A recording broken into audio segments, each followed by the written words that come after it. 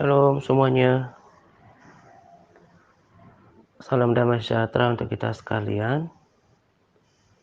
Pada kesempatan ini saya mau berbagi tentang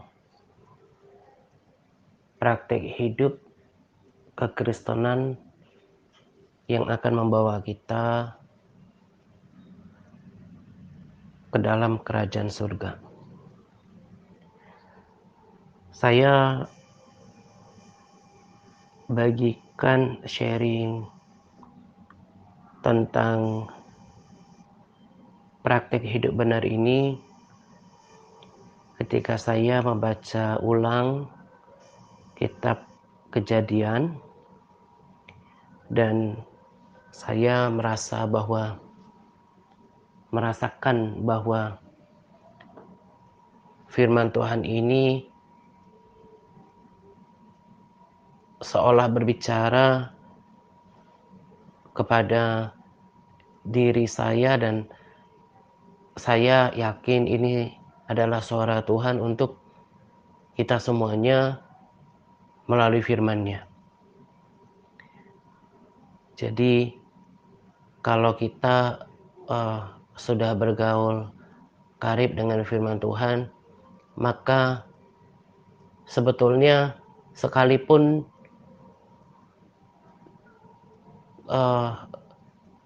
kisah-kisah atau firman yang tertulis dalam kitab Perjanjian Lama itu sudah lama, tetapi itu bisa kita rasakan seperti dalam kondisi sekarang, dalam bentuk present, ya kan? Dalam bentuk sekarang, bukan yang usang, yang seperti bacaan yang kosong gitu. Nah, ketika saya baca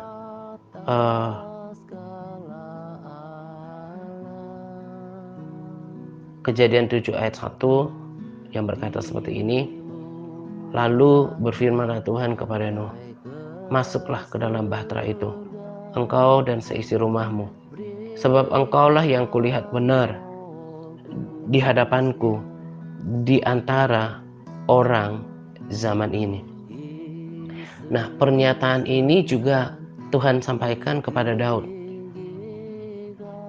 di Kisah Para Rasul 13, selain yang ayat 22 yang sudah kita hafal dengan baik. Di Kisah Rasul 13 juga di salah satu ayat dituliskan di sana bahwa Daud melakukan kehendak Allah pada zamannya. Jadi sama seperti Daud, demikian juga Nuh adalah orang yang benar, yang hidup pada zamannya dia. Nah,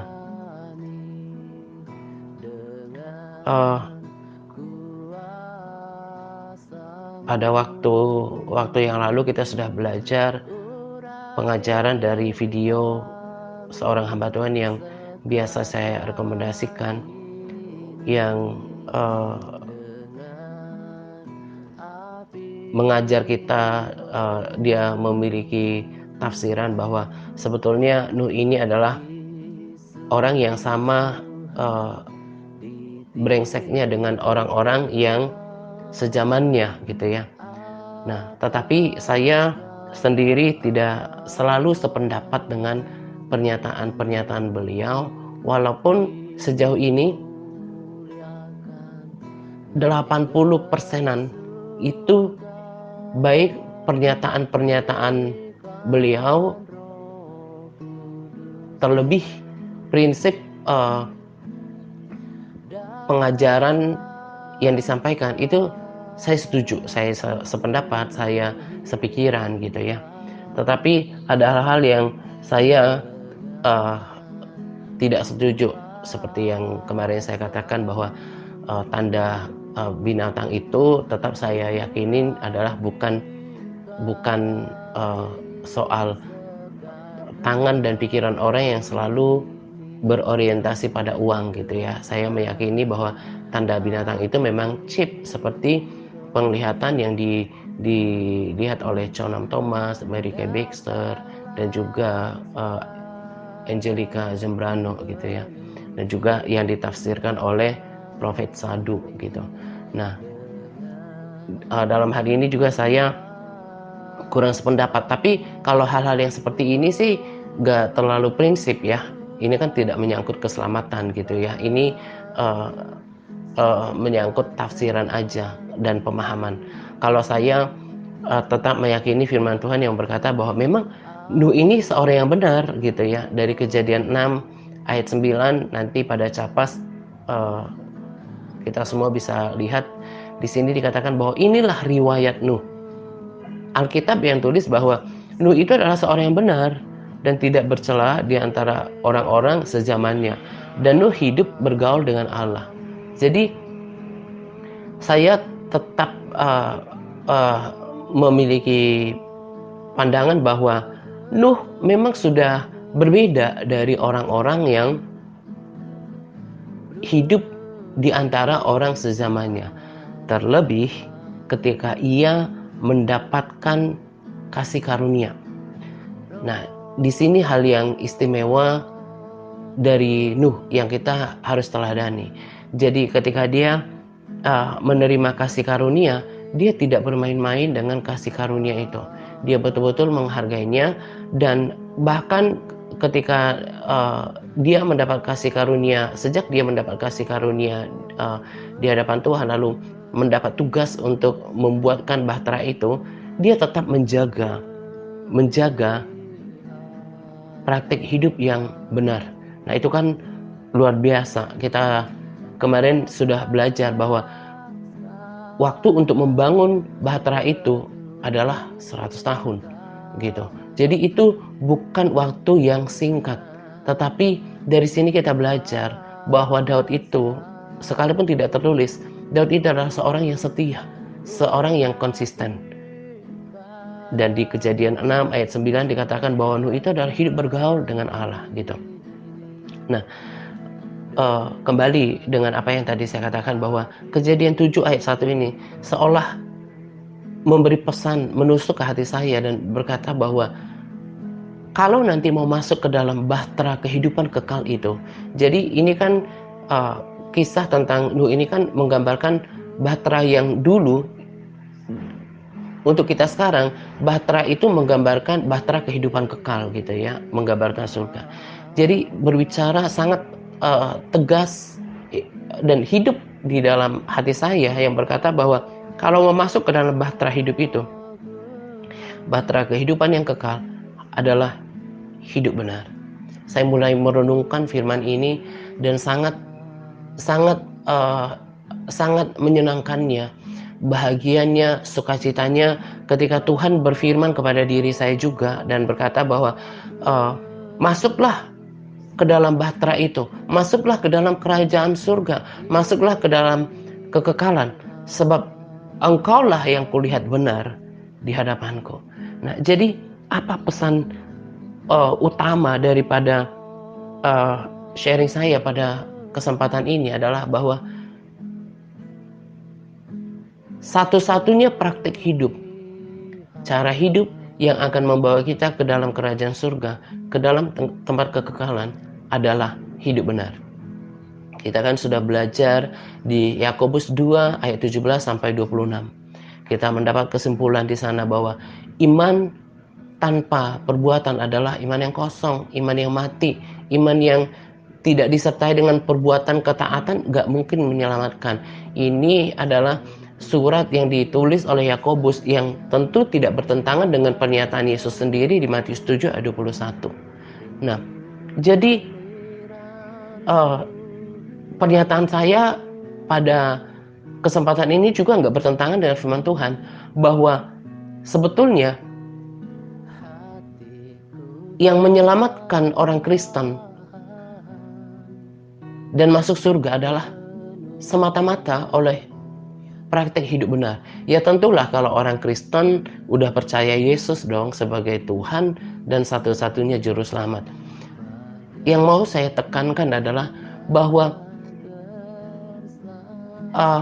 yang paling mengambil peranan, yang hal yang terpenting daripada keselamatan itu adalah untuk masuk ke dalam kerajaan surga itu adalah praktek hidup benarnya, bukan imannya. Tapi bagaimana kita hidup benar. Jadi ini berlaku untuk setiap kita.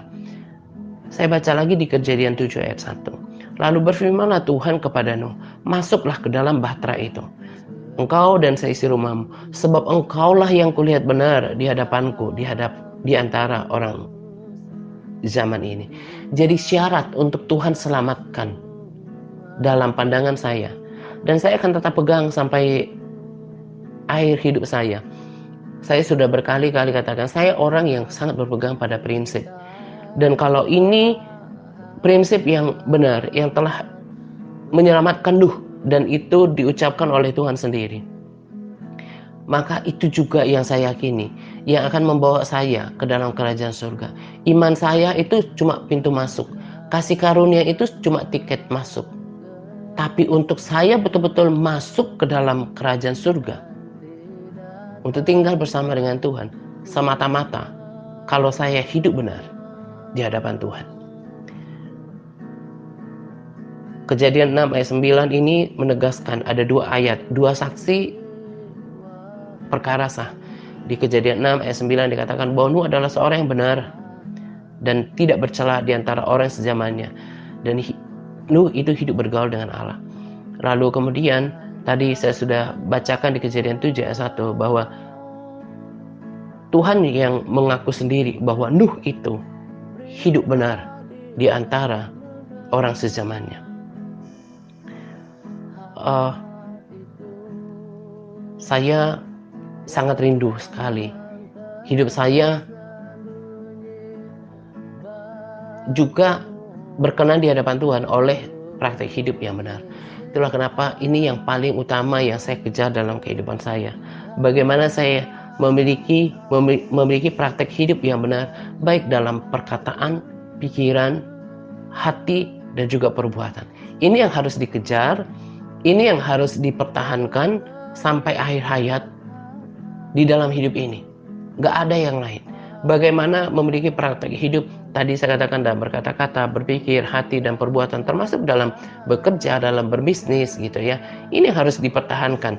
Karena tadi saya katakan, iman itu tidak menyelamatkan tanpa praktek hidup yang benar.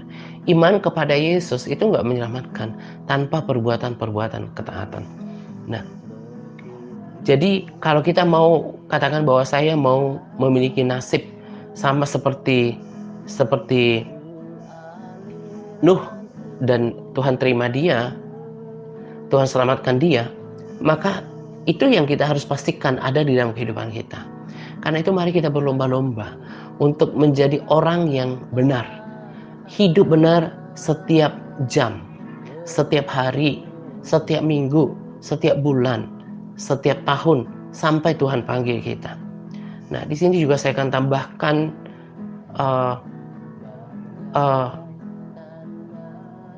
ayat firman Tuhan yang mendukung pernyataan-pernyataan saya bahwa semata-mata oleh hidup benarlah kemudian Tuhan tertarik sama seseorang, bukan fanatiknya dengan agamanya, bukan pelayanannya, bukan lama usia kekristenannya, bukan, tetapi semata-mata oleh praktik hidup yang benar. Kita yang baca Alkitab pasti sudah tahu Kejadian 18 ayat, ya Kejadian 18, saya kutip di sini ayat 25. Ketika Abraham mempertahankan Sodom dan Gomora. Di sini dikatakan, jauhlah kiranya daripadamu untuk berbuat demikian, membunuh orang benar bersama-sama dengan orang fasik, sehingga orang benar itu seolah-olah sama dengan orang fasik. Jauhlah kiranya yang demikian daripadamu. Masa hakim yang segenap bumi tidak menghukum dengan adil? Lalu ayat 26, Tuhan menjawab, Tuhan berfirman, jika kudapati 50 orang benar dalam kota Sodom, aku akan mengampuni seluruh tempat itu karena mereka. Jadi orang Kristen yang spesial, yang istimewa, di mata Tuhan semata-mata adalah karena hidupnya benar.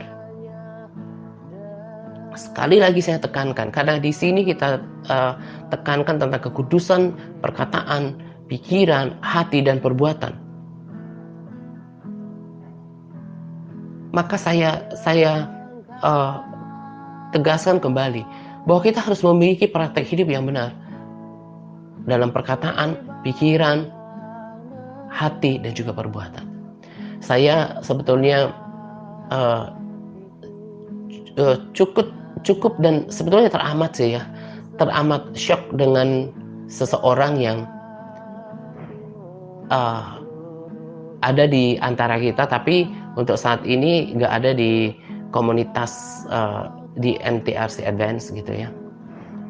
Ketika saya dengarkan salah seorang sahabat setia di sini berkata, menyampaikan kepada saya tentang pernyataan orang tersebut.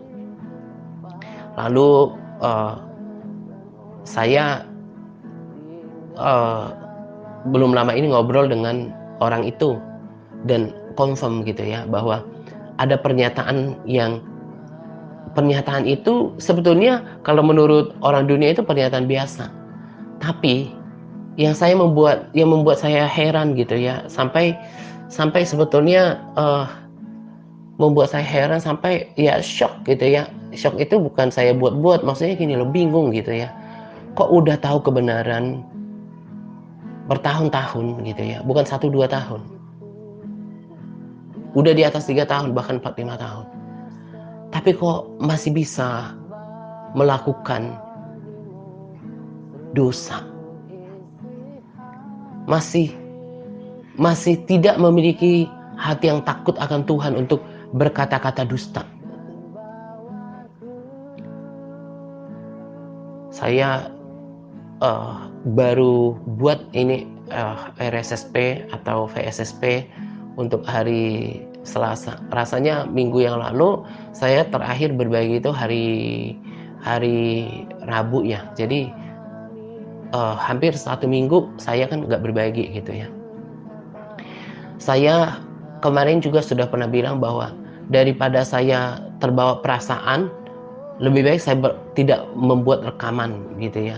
Saya menenangkan diri karena saya mau semakin hari semakin sempurna, dan saya mau kata-kata saya itu bukan dengan motivasi yang salah gitu ya.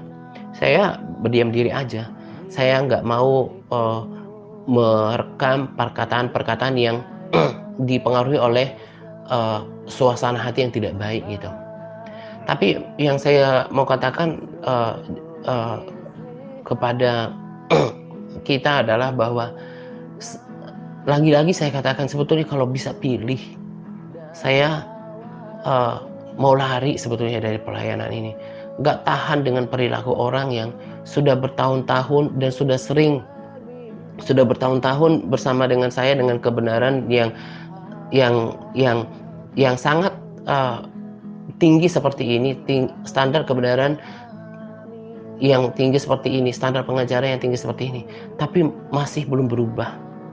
Demikian juga dengan saudara yang ada di Big Internet. Sudah sering saya katakan bahwa harus baca firman. Setelah saya mulai rapikan di Big Internet, sebetulnya jumlah yang membuat pembacaan Alkitab itu cuma sedikit dari sekarang jumlahnya yang ada, sekitar 150 lah mereka. Di sana ada 160 itu bersama dengan beberapa MTRC dan juga sahabat lama. Betapa susahnya tadi ada orang sudah bertahun-tahun tapi nggak berubah gitu ya.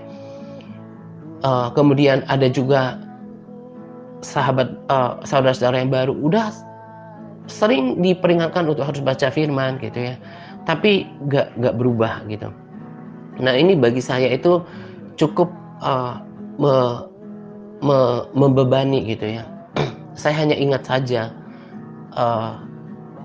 pertama orang-orang yang setia gitu ya. Saya berpikir bahwa jangan sampai saya mengorbankan masih kebanyakan yang murni mau mengenal Tuhan. Masih kebanyakan di antara kita punya hati yang tulus mau diajar, lalu masih haus dengan dengan sharing saya gitu ya. Itu yang membuat saya terus bangkit semangatnya. Sekalipun tadi saya bilang pengen lari sih. Memang sehari-hari ini sih saya sedang bergumul sih. Saya masih pribadi bergumul. Kalau saya merasa perlu untuk minta dukungan pendoa syafaat, saya nanti akan komandoin. Tapi untuk sekarang saya gumuli sendiri dulu. Kalau saya yakin, nanti saya minta dukungan mereka. Saat ini sih saya sedang doakan, Tuhan boleh nggak saya bekerja lagi di properti dengan sisa uang yang ada gitu ya. Saya mau bekerja lagi di properti supaya pikiran saya itu nggak terfokus, terkonsentrasi dengan, karena saya orang yang melakukan segala sesuatu dengan totalitas gitu ya. Kalau saya selalu seperti stay terkonsentrasi di sini, nanti pikiran saya itu bisa terbebani oleh perilaku-perilaku yang tadi sudah bertahun-tahun tapi masih belum berubah kehidupannya.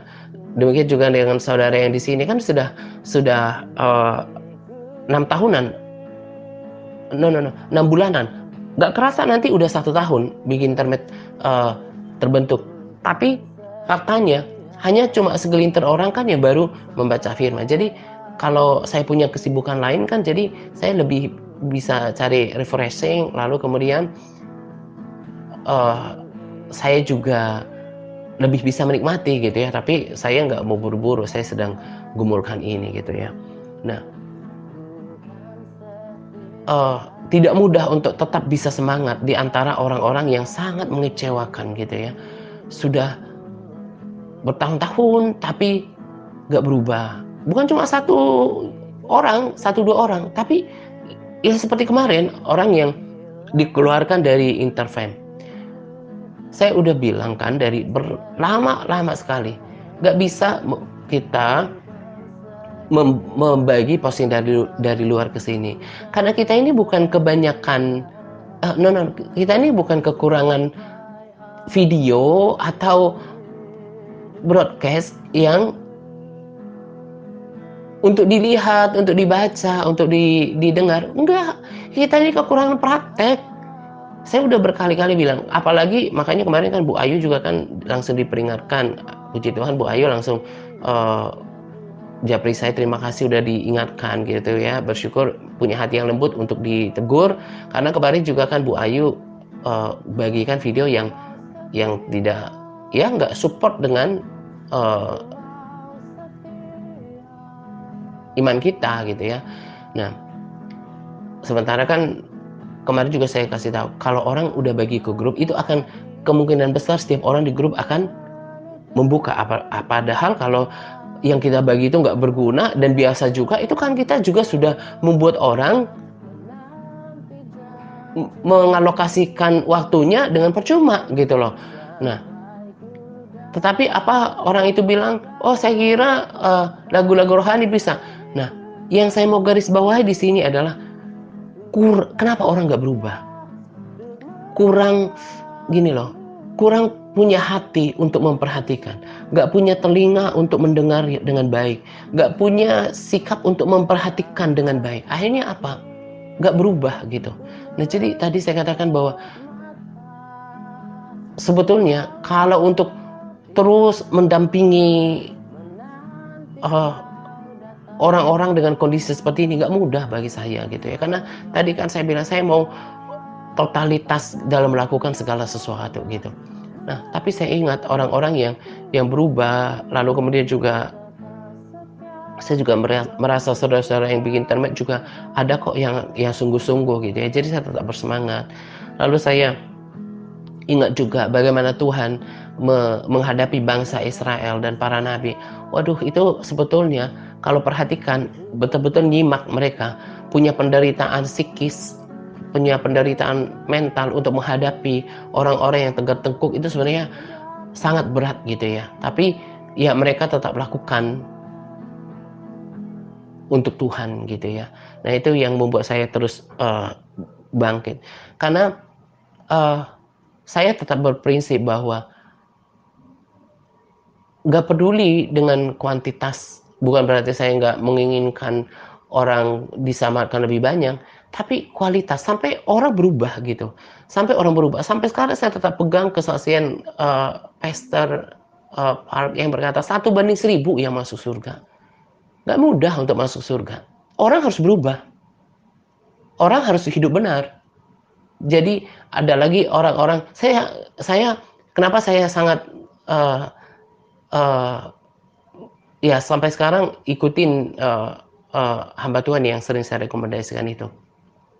Karena prinsip-prinsipnya, pendapatnya dan pemikirannya itu nyaris sama dengan apa yang saya pikirkan dan pahami. Saya tadinya kadang-kadang berpikir bahwa saya yang berpikir sendiri yang seperti itu gitu ya. Contohnya yang kemarin kalau perhatikan yang di video itu. Salah satu poin yang saya ingat, yang saya sepakat adalah ada orang berpikir bahwa merasa diri diberkati oleh Tuhan, merasa diri ditolong oleh Tuhan, lalu merasa bahwa oh saya ini dekat sama Tuhan, saya aman keselamatannya. Enggak, nanti dulu. Soal berkat itu urusan lain, karena Tuhan itu penuh belas kasihan. Sama kayak firman Tuhan yang berkata, Tuhan juga memberikan matahari untuk orang jahat dan orang benar. Artinya apa? Jangan gara-gara semua orang menikmati matahari, lalu semuanya sama statusnya di hadapan Tuhan. Jangan. Demikian juga kalau tiba-tiba Tuhan buka jalan untuk pekerjaan, akhirnya Tuhan tolong, langsung berpikir bahwa semuanya berkenan di hadapan Tuhan, hidup kita berkenan di hadapan Tuhan. Jangan dulu, karena Tuhan itu belas kasihan, emang gitu. Tuhan tolong, Tuhan kasih mujizat sama orang, bukan berarti karena orang itu langsung hidup benar, berkenan. Enggak, jangan dulu. Itu berbeda, itu kasus yang berbeda. Karena dia memang penyembuh, dia penuh belas kasihan. Tapi soal status kebenaran kita itu berbeda. Itu semata-mata ditentukan oleh praktek hidup kita gitu ya. Jadi banyak orang tertipu, oh Tuhan berikan saya pekerjaan, Tuhan kasih kelegaan. Itu bukan berarti engkau berkenan. Itu enggak jaminan. Kebenaran kita semata-mata ditentukan oleh praktek hidup kita. Jadi kalau orang tiba-tiba akhirnya dapat pekerjaan, disembuhkan oleh Tuhan, langsung berpikir, oh hidup saya berkenan, hidup saya benar. Nanti dulu. Karena itu terjadi karena memang Tuhan itu pengasih gitu loh. Nah, jadi kita harus betul-betul memperhatikan praktik hidup kita. Nah, selanjutnya saya mau kasih tahu bagaimana supaya hidup kita benar di hadapan Tuhan. Dulu saya sudah pernah bagikan, kita benar bukan karena kebenaran kita, tapi karena Tuhan sudah membenarkan kita. Tapi itu bukan kebenaran itu belum kebenaran yang utuh. Kebenaran diri kita akan menjadi utuh dan sempurna kalau kita mengerjakan bagian kita. Di sini ada Q&A. Bagaimana caranya supaya kita hidup benar di hadapan Tuhan? Saya tulis di sini, satu-satunya cara untuk mendapatkan hidup yang benar adalah hidup seturut dengan firman Tuhan, alias taat. Saya ada ayat pendukungnya. Nanti baca pelan-pelan pada Capas. Keluaran 15 ayat 26. Firman-Nya, jika kamu sungguh-sungguh mendengarkan suara Tuhan Allahmu dan melakukan yang benar di matanya, dan memasang telingamu kepada perintah-perintahnya, dan tetap mengikuti segala ketetapannya, maka aku tidak akan menimpakan kepadamu penyakit manapun yang telah kutimpakan kepada orang Mesir, sebab aku Tuhanlah yang menyembuhkan engkau. 1 Raja-Raja 11 ayat 33. Sebabnya ialah karena ia telah meninggalkan aku dan sujud menyembah kepada Asitoret, dewi orang Sidon, kepada Kamos, Allah orang Moab, dan kepada Milkom, Allah Bani Amon. Dan ia tidak hidup menurut jalan yang kutunjukkan dengan melakukan apa yang benar di mataku, dan dengan segenap dan dengan tetap mengikuti segala ketetapan dan peraturanku, seperti Daud ayahnya. Lalu saya tambahkan lagi di 1 Raja-Raja 3 ayat 6. Lalu Salomo berkata, engkaulah yang telah menunjukkan kasih setiamu yang besar kepada hambamu Daud ayahku, sebab ia hidup di hadapanmu dengan setia, benar, dan jujur terhadap engkau. Nah, dari dua ayat tadi, di Keluaran 15 ayat 26, nanti lihat pada Capas, dan juga 1 Raja-Raja 11 ayat 33, kita dapatkan kesimpulan bahwa supaya orang hidup benar di hadapan Tuhan, supaya status kekristenan seseorang benar di mata Tuhan, satu-satunya cara adalah dengan hidup seturut dengan perintah-perintah Tuhan, mengikuti segala ketetapan Tuhan, bukan sebahagian. Makanya di dalam pelayanan ini, Tuhan tuntun saya melalui Roh Kudusnya dan pembacaan Alkitabnya, pembacaan firman-Nya, bahwa untuk hidup benar, lalu untuk betul-betul bisa menuntun orang pada keselamatan itu, Tuhan memberikan firman-Nya dan menuntun sampai kita mendapatkan prinsip kekristenan, ketaatan total terhadap seluruh perintah Allah. Apa yang saya dapatkan itu nggak bertentangan dengan firman Tuhan. Memang harus menaati seluruh perintah Tuhan supaya diri kita benar. Di waktu yang lalu juga saya katakan kan bahwa bagaimana orang untuk hidup benar, yaitu dengan menjalankan kehidupan sesuai dengan kebenaran sejati, yaitu firman Tuhan. Inilah kenapa saya tekankan perlunya ketaatan total. Jadi kalau ada orang mungkin di luar sana yang berpikir, oh ketaatan total dari hati, kekudusan hati, pikiran, anggota perkataan, anggota tubuh gitu ya, kemudian keuangan gitu ya. Nah mungkin orang berpikir bahwa wah ini masalah apalagi, terutama masalah keuangan ini gitu ya, berpikir bahwa ini seolah pengajaran yang punya motivasi yang salah gitu ya. Ya terserah orang mau ikutin apa enggak. Tetapi saya bilang, kalau mau hidup benar di hadapan Tuhan, emang harus total, harus taat semuanya. Bukan cuma jaga kata-kata, bukan cuma anggota tubuh, bukan cuma hati, nggak boleh terpisah-terpisah, tapi sampai keuangan juga. Karena memang firman Tuhan mengajar juga ketaatan keuangan.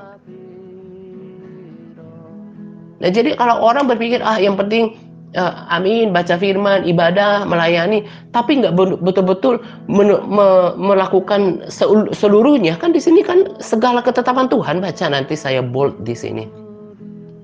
Berarti nggak sempurna ketaatannya, nggak seperti Daud, nggak seperti Nuh, hidup benar di hadapan Tuhan. Jadi penting ini yang saya kerjakan dalam kehidupan saya. Setiap jam, setiap menit, bahkan setiap hari saya periksa supaya setiap hari saya memposisikan diri pada jalan kebenaran. Nah, di sini juga ada catatan pentingnya. Tadi saya katakan bagaimana kita supaya hidup benar di hadapan Tuhan. Ya harus hidup seturut dengan kebenaran firman Tuhan. Bagaimana mau mempersesuaikan diri pada kebenaran firman Tuhan kalau kita nggak tahu firman Tuhan? Itu juga kan yang sama yang ditekankan pada video kemarin. Saya nggak tahu apakah semuanya dengar video itu apa enggak. Ditekankan selalu berulang-ulang. Orang yang udah memegang prinsip dapatkan sesuatu daripada Tuhan akan berulang-ulang dikasih tahu. Di situ ditekankan apa? Itulah pentingnya bergaul sama firman Tuhan. Itu kan ya juga saya tetapkan di sini. Jadi kalau orang-orang yang nggak bergaul dengan firman Tuhan, ya besar kemungkinannya akan tersesat, nggak tahu jalannya Tuhan. Saya juga tertarik pendapat beliau yang berkata bahwa saya bisa tahu, kan saya katakan di waktu yang lalu udah terlalu sering, mata itu jendela hati. Hati menggambarkan seperti air mencerminkan wajah seseorang, demikianlah hati mencerminkan orang itu. Dan untuk tahu hati seseorang, lihat matanya, karena mata itu jendela hati. Saya kan oleh hikmat Tuhan saya bisa mengenali itu. Dan beliau juga bilang kan bahwa dari matanya orang bisa tahu yang senang, yang kecewa, yang marah gitu ya. Nah, akan beda orang yang hidup dalam firman Tuhan dengan yang enggak. Demikian juga dengan bersaksi, beda sekali. Kalau saya bisa ngerasa, saya terus uji ini sebetulnya sih sampai sekarang. Tapi sampai sekarang saya masih dapatin. Orang kalau bersaksi, itu kan juga di salah satu pesan daripada video itu kan. Orang bersaksi Ada orang dengan tujuan memegahkan diri, seolah-olah dia hebat, seolah-olah dia paling dekat dengan Tuhan, paling disayang sama Tuhan. Kita orang rohani itu bisa menilai. Ini orang bersaksi karena betul-betul memuliakan Tuhan dengan kerendahan hati atau memang memegahkan diri. Dan mungkin terlalu ekstrim ya apa yang saya pikirkan, dan ternyata ketika saya gumulkan, hamba Tuhan ini juga mengatakan hal yang sama. Apa susahnya sih buat iblis untuk mengadakan mukjizat, membuat mimpi palsu, sementara iblis juga bisa menyamar seperti malaikat terang kok. Jadi kalau segala sesuatu yang dari Roh Kudus itu pasti mendatangkan damai sejahtera, dan Roh Kudus pasti confirm. Tapi kalau nggak dari Roh Kudus itu nggak mendatangkan damai sejahtera. Dan iblis bisa mengadakan sesuatu yang terbukti, misalnya lewat mimpi, penglihatan, seolah-olah benar. Pernyataan hamba Tuhan kemarin itu betul-betul membuat saya damai sejahtera. Jadi ada orang berpikir paling dekat sama Tuhan, bersaksi begini begitu gitu ya. Jangan-jangan Tuhannya bukan Tuhan Yesus, tapi iblis gitu. Dia menyembah iblis sebetulnya, punya persekutuan sama roh jahat. Maka kesaksiannya itu nggak mendatangkan damai sejahtera, bahkan cenderung memegahkan diri. Saya dapat ini beberapa hari yang lalu, dan sama, sependapat, sepikiran gitu. Itu artinya apa? Roh Kudusnya memang sama. Tapi kalau orang hidup dalam firman Tuhan, bersaksi pun yang ditonjolkan itu Tuhan, dan nggak ada kesan memegahkan diri, dan karakternya itu kelihatan dalam tulisan. Ada kerendahan hati, ada kelemah lembutan di sana gitu ya, bukan kesombongan dan memegahkan diri. Nah, semua itu dibentuk oleh firman Tuhan, dibentuk oleh persekutuan dengan Tuhan. Nah, jadi bagaimana dengan Anda yang ada di grup pemberitaan, dan juga siapapun yang mendengarkan video saya di YouTube? Bagaimana mau hidup benar kalau nggak bergaul dengan firman Tuhan? Maka ini sebenarnya sangat mengerikan, memprihatinkan, mengerikan buat saya ketika saya tahu fakta orang Kristen yang udah dengar kebenaran tapi nggak berubah, tidak memiliki telinga untuk memperhatikan, mata untuk memperhatikan. Ya, saya bilang tadi, kalau ikutin daging sih cenderung mau give up. Tapi saya selalu dihiburkan gitu ya, termasuk hal kecil seperti beliau yang sudah melayani dalam 18 tahun udah jadi pendeta.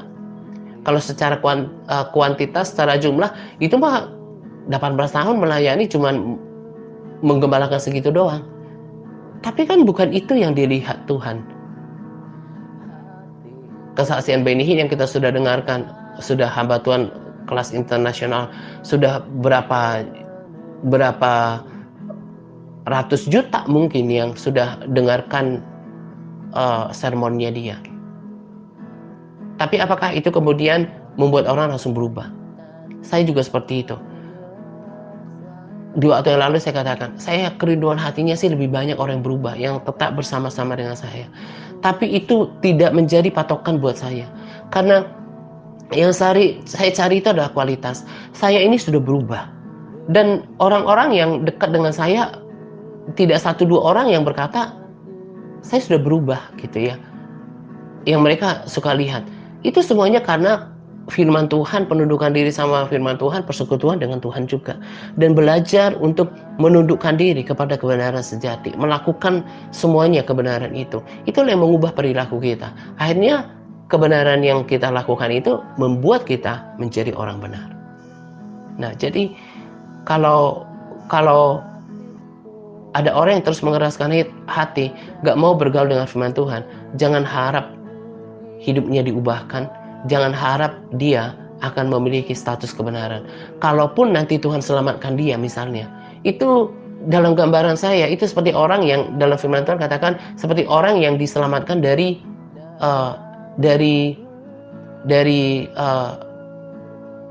kebakaran gitu ya, gak penuh dengan kemuliaan. Apakah kita mau? Rasanya kita semua mau hidup kita disamakan dengan penuh kemuliaan seperti Daud, seperti ini. Satu-satunya sederhana, Alkitab udah jelasin bahkan dari perjanjian lama. Hidup benar. Hidup benar didapatkan dari apa? Menjadi pelaku seluruh kebenaran firman Tuhan, perintah Tuhan, ketetapan-ketetapan Tuhan. Ketika Tuhan bilang di Kejadian 1:8, maka Allah mengingat Nuh. Nah, ini juga dapatkan rema bahwa kan memang orang benar itu diingat oleh Tuhan. Ya, di sini kan konteksnya mungkin yang saya dapatkan konteksnya ya ketika sudah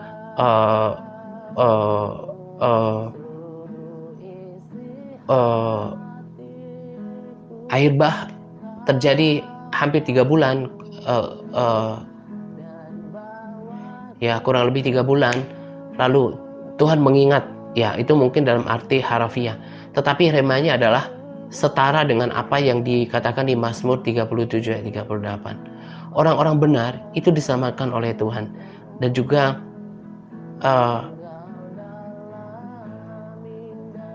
Amsal 11 ayat 21. Tetapi keturunan orang benar akan diselamatkan oleh Tuhan. Ayub 36 ayat 7. Ia tidak mengalihkan pandangannya daripada orang benar. Orang benar itu diingat oleh Tuhan. Sekarang maukah kita menjadi orang Kristen yang masuk dalam bahtera kehidupan kekal, masuk dalam kerajaan surga? Satu-satunya yang harus dikejar adalah hidup benar. Iman kita udah punya, udah percaya Yesus sebagai Tuhan dan Juru Selamat. Tinggal sekarang bagaimana kita harus cek, hati saya ini terjaga nggak dengan benar setiap hari? Pikiran saya ini terjaga nggak benar setiap hari? Perkataan saya ini benar nggak setiap hari? Apakah ada kecurangan? Apakah ada ketidakjujuran? Apalagi bohong-bohong? Anggota tubuh saya ini bagaimana? Perbuatan saya ini bagaimana? Itu harus dijaga, dipertahankan setiap hari. Karena kalau nggak memiliki hidup yang benar, bagi saya, jangan harap akan masuk surga sekalipun punya iman kepada Yesus sejak kecil, Kristen keturunan, bahkan pelayanan. Kalau praktek hidupnya nggak benar, itu tidak akan pernah menarik hati Tuhan. Hanya orang benar saja yang disamakan oleh Tuhan. Saya ulangi, Mazmur 37 ayat 39. Orang benar diselamatkan oleh Tuhan. Berarti hanya orang benar saja yang diselamatkan oleh Tuhan. Kalau cuma punya iman saja, Matius 7 ayat 21, jawabannya gak menyelamatkan. Karena itu, ini kerinduan hati saya. Ini yang saya kerjakan setiap hari.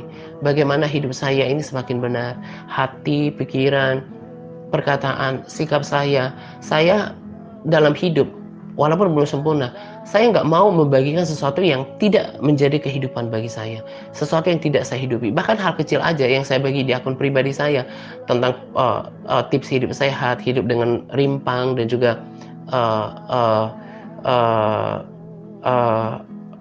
ya rimpang, dan juga sayur-sayuran, dan juga apa itu namanya, ya itulah seperti pada video itu. Itu karena saya udah praktekin. Saya orangnya yang mau berbagi yang udah terbukti. Demikian juga terlebih dalam hal rohani. Saya bagikan apa yang saya hidupi, yang menjadi nyawa, menjadi jiwa, menjadi prinsip penting dalam kehidupan saya. Nah, kiranya ada yang mengikuti lebih banyak lagi. Karena itu yang saya rindukan. Ini yang menjadi pergumulan, ini yang menjadi perjuangan saya. Bagaimana lebih banyak orang yang hidup benar. Makanya saya tuntun untuk baca firman. Tadi saya katakan, gak mungkin bisa hidup benar tanpa mengerti kebenaran dengan baik. Tuntunan untuk hidup benar dari mana datangnya? Bukankah firman Tuhan adalah kebenaran sejati? Makanya sangat mengerikan sebetulnya, memprihatinkan orang-orang Kristen yang gak mau baca firman. Termasuk juga orang-orang yang sudah diajar bertahun-tahun tapi tidak memiliki kehidupan yang berubah. Sangat mengerikan. Itu sebetulnya membuat saya shock gitu ya. Kasihan sekali ya. Saya kadang merasa, aduh sia-sia, ini udah berkali-kali saya ingatkan, bertahun-tahun saya didik gitu ya. Saya kemarin bilang, andaikan saja saya tahu kebenaran seperti ini, saya dididik oleh orang dengan kebenaran seperti ini, saya cukup yakin saya nggak akan menyakiti hati Tuhan di waktu yang lalu. Tapi ternyata kan ada juga ya orang yang memang mengeraskan hati. Saya hiburkan lagi diri saya gitu ya. Selain tadi saya katakan saya masih punya kok sahabat-sahabat yang tulus mau berubah. Lalu kemudian juga kan firman Tuhan udah bilang, saya nggak boleh lemah.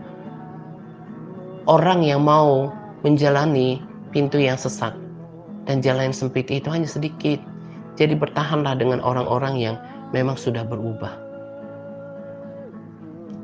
Karena itu, untuk sahabat-sahabat saya yang sudah mengerti isi hati saya, terlebih mengerti isi hati Tuhan melalui firman-Nya, bahwa hidup yang benar yang Tuhan paling inginkan dari hidup kita, hidup seturut dengan ketetapan-ketetapannya, hidup dengan seturut segala perintahnya, kita praktekkan. Itu yang kita lakukan setiap hari. Bukan banyaknya menonton video, bukan banyaknya baca posting rohani, berbagi, bukan. Apalagi suka berbagi, tapi nggak mau baca Alkitab. Alkitab aja nggak bisa. Memiliki jam-jam doa aja nggak punya kedisiplinan, nggak punya kesetiaan dan konsistensi. Bagaimana mau hidupnya diubahkan seperti ini? Apalagi kalau ada orang katanya membimbing orang kerohanian, ya kan? Ada kan orang begitu katanya, saya mau bagi ke orang-orang yang saya bimbing di grup. Orang yang sudah sungguh-sungguh saja mempraktikkan semuanya, membimbing orang susah. Apalagi kita sendiri mau bimbing orang, praktek hidup kita aja belum terbukti. Doa ngantuk, memperhatikan, punya telinga yang memperhatikan belum terbukti, memiliki kesetiaan dan konsistensi bacaan kitab aja nggak terbukti. Bagaimana mau menuntut orang, bagaimana mau dipakai Tuhan? Gak mungkin. Hanya orang yang benar, yang spesial di mata Tuhan. Nah, kiranya kita yang sudah setia semakin bersungguh-sungguh, ini yang harus tanam di otak, di dalam hati. Saya mau hidup benar setiap hari. Saya mau punya hati yang benar setiap hari, punya pikiran yang benar setiap hari, punya perkataan yang benar setiap hari, punya praktek hidup yang benar setiap hari. Orang yang gak jujur, yang munafik, yang gak tulus hatinya, jangan harap berkenan di hadapan Tuhan. Dan ada juga yang mendengarkan sharing saya ini di internet, kiranya Anda punya hati untuk berubah. Kan ada juga kan beberapa orang yang dulu ketika ada ngobrol sama saya, Pak, saya ini mau berubah. Bagaimana mau berubah? Hanya firman Tuhan, 2 Timotius 3 ayat 16, firman Tuhan yang akan mengubahkan. Bagaimana hidupmu kalau hidupmu mau diubahkan kalau baca firman aja nggak memiliki persekutuan sama Tuhan? Nggak mungkin berubah. Makanya tetap jadi Kristen puluhan tahun, hidupnya nggak pernah berubah. Baca Alkitab aja nggak punya komitmen diri, sangat memprihatinkan. Saya bilang sangat mengerikan. Sebetulnya kalau saya renungkan seperti ini, saya suka sangat tertekan dalam arti kata, gimana ya orang-orang ini ya? Ya memang, apakah orang-orang ini yang memang nanti yang Tuhan katakan tadi, yang Tuhan katakan dalam firman-Nya, orang yang mau masuk melalui pintu yang lebar dan jalan yang luas itu lebih banyak, dan itu jalan menuju kepada kebinasaan. Kan kita nggak menghendaki seperti itu. Sama seperti Tuhan menghendaki semua orang diselamatkan, kita juga yang sudah diubahkan Tuhan menghendaki orang diselamatkan. Tapi kan bukan kita nggak mengasihi jiwa. Kalau memang perilakunya tetap mengeraskan hati, ya tanggung sendiri akibatnya gitu. Saya nggak mau pergunakan waktu yang ada dengan percuma. Saya mau terus mengerjakan kehidupan saya dalam kehidupan yang benar, dan itu yang kita praktekkan di dalam komunitas ini. Kiranya apa yang saya sampaikan pada kesempatan ini betul-betul dihidupi, diperhatikan, direnungkan, dan dipraktekkan setiap hari. Jangan cuma hari ini pesannya tentang praktek hidup benar, lalu cuma pikirannya tentang hidup benar itu cuma hari ini, tapi seterusnya. Dan sampai itu mengubahkan kita menjadi pribadi yang berubah dan juga benar statusnya di mata Tuhan. Nah, ini saja yang saya mau bagikan pada kesempatan ini. Tolong diperhatikan dan ditanamkan, dan kita lakukan bersama-sama dalam kehidupan kita. Selamat menjelang 2 pagi untuk kita sekalian. Semangat berpuasa kepada Kita semua yang semangat dalam berpuasa, semangat par. Tuhan Yesus memberkati kita senantiasa. Amin.